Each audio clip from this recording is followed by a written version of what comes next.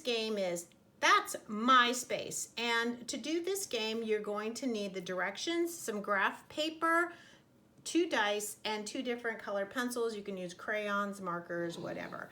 The idea of this game is player 1 is going to roll their die and they're going to create an array. They can create a 1 by 3 or a 3 by 1. So player 1 says, okay, I'm gonna have 3 by 1. This is my space right here.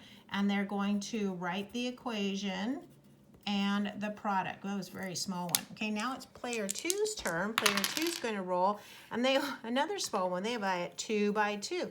Interestingly, 2 by 2 is going to create a square, right? Because I've got 2 by 2, 2 by 2, and the product of that is 4.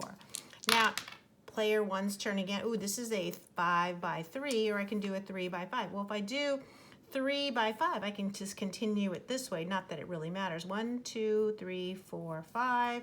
Come across this way, and I'm going to create my 3 by 5, which is a total of 15. Okay. The object of this game is at the end, after playing like 10 rounds or 10 rolls, to see who has the greatest area covered. So this is going to be a 1 by 1, 2, 3, 4, 5 here, a 1 by 5, a little bit out of there, 1 by 5, and that is going to give me 5.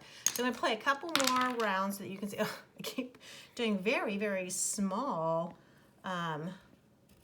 numbers here. Ooh, I'm going to just go ahead and do it this way, 1 by 3, which is 3.